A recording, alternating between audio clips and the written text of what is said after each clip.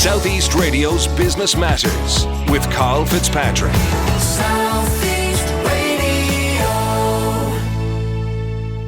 Well, the Irish National Stud has developed an international reputation for quality, which is underpinned by a unique business model. Their CEO, Cathal Beale, joins us now to take us behind the scenes. Cathal, before we discuss the Irish National Stud, I'd like to hear about your Wexford roots. Yeah, Wexford born and reared. I was reared on Tony Kehoe on a Sunday morning there at 10 o'clock playing the hits, the country music hits, and my father and mother would be great fans of the show, and lots of the Alan Corcorans and all the great shows on South East Radio. And of course your great self as well, Carl, we should mention as well.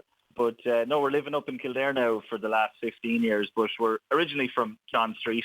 Tony and Liz would be my parents there, Tony Beale and Liz Beale, and went to school in St. Peter's and primary school in the CBS. So yeah, no, a long history of coming back to Wexford, and it's lovely actually to come back to Wexford with our young family and to spend time with all the family down in Wexford town.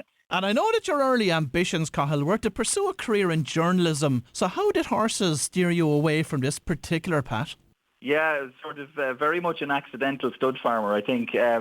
So I started off, I went to college and did English and history with the view very much of sport was always my, great love.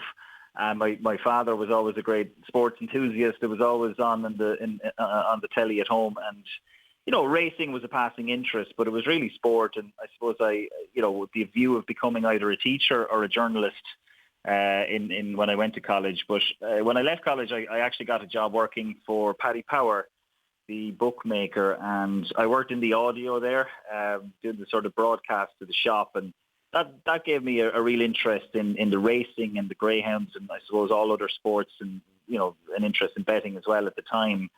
But I suppose I started thinking of a career further down the line in journalism, that I was a bit of I suppose I felt a little bit of a fraud in that I was giving out about a ride a certain jockey might have given when I hadn't sat on a horse or hadn't done much with them myself. So it was more of a means to an end that I started working with horses to be a better journalist, more so than to end up managing a stud. So provide us with an insight, Cathal, into the Irish National Stud. So the stud itself primarily deals in stallions. So, people will send us their mares to our stallions. We'll charge them a fee and hopefully get their mare in foal, and they produce, a good foal or a good yearling that they can sell or that they can race and hopefully, improve their mare. And that's the fundamental aspect of the business. But we'd also have then a bloodstock side where we breed our own mares to these stallions and to outside stallions too. So we've 40 of our own mares, and we sell foals and yearlings out of them, and we race the occasional one in partnership and in syndication with a group of people as well. And over time then the stud sort of developed further into education. So that's the stud course that I mentioned has been operating for 50 years and has trained over 1,400 people worldwide into stud management, into bloodstock, into the thoroughbred sector. And then, of course, we have a large and growing tourism operation as well. So it's a well-visited site, and 137,000 people in 2019. Before the dreaded COVID came along. And we've been making huge strides on that side of the business as well. So a lot of things going on, and all very enjoyable, I must say. And what's the ownership structure of the National Stud? So the stud was set up as a company in 1946, and the shareholder is essentially, we're under the aegis of the Department of Agriculture, but the shareholder is the Department of Finance on behalf of the people of Ireland. So, it's a slight misnomer that, people assume that we receive state funding as a result of that. It's actually run as what we call a commercial semi-state. So it's run very much as a business. It's a DAC as any other. There's profit, there's loss, there's cost control. We have to generate all of our own revenue. And that suits us just fine. We're in a very competitive landscape, both in the stallion business and in the tourism business. And what programme do you bring mares through once you take charge of them? Well, I suppose it's always an individual process. The general gist is that mares would arrive with us for the breeding season, which is really because we're all romantics, it begins on Valentine's Day on the 14th of February and goes all the way through until June. But essentially, mares will foal down from January until June. And once they fold and the foal is healthy, we'll try to get them back in foal. Mare's gestation is 11 months, so you have a relatively short window to get them, back pregnant and healthy and carrying a foal so that they can produce, the ideal would be that they would produce a foal pretty much every year in the springtime. So each mare is an individual, depending on whether they have a foal at foot or whether they're due to foal in January or June. It all depends on what's going on with them and their physical makeup, whether they have any little niggling injuries and that sort of stuff. So it's very much mare by mare, case by case, client by client. With the fact that the National Stud now has a great reputation internationally, did you ever consider opening international outlets? Yeah, good. It's a good question. I suppose we would do a lot of consultation, a lot of sitting on various industry fora that are both national and international and offering our advice. So we've had a lot of delegations from various countries, looking to replicate something similar to our education program, in particular the breeding course. So there's similar iterations of that now in Australia, in Japan. In America, the same idea has been replicated throughout the world. So certainly from an education perspective, we've I suppose our success has gone on to stimulate other people to do something similar in other parts of the world. But apart from that, I'm just thinking from the perspective of, let's say, those that want the mare covered in any part of Asia, indeed, instead of them having to transport their mare over to Ireland, instead, if the Irish National Stud had a location there on the ground, would it be an opportunity to be able to grow the business?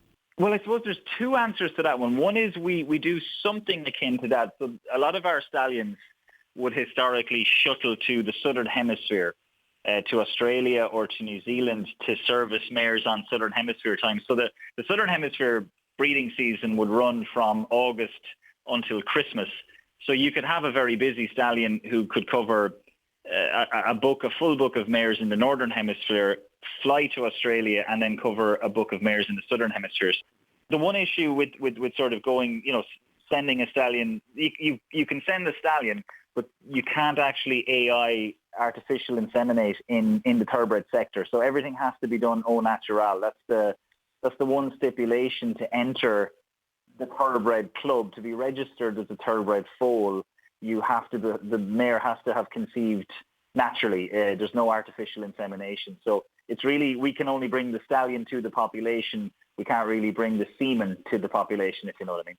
What type of an impact did the COVID pandemic have on the stud?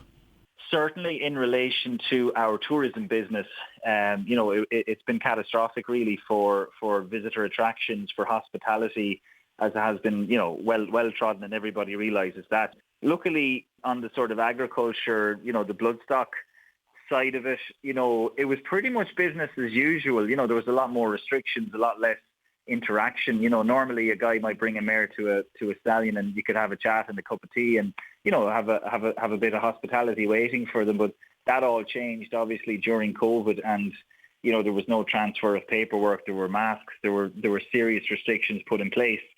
But in terms of the day-to-day working of the farm, because we're so used in our industry to biosecurity measures, it really didn't have, a massive impact on us. We would pretty much head down all the way from, January until June anyway. So it didn't have a massive effect on us during the breeding season, but it certainly had an impact on demand at the yearling sales in the back end of the year, especially where yearling sales were being upset by, people couldn't come into Ireland to buy stock.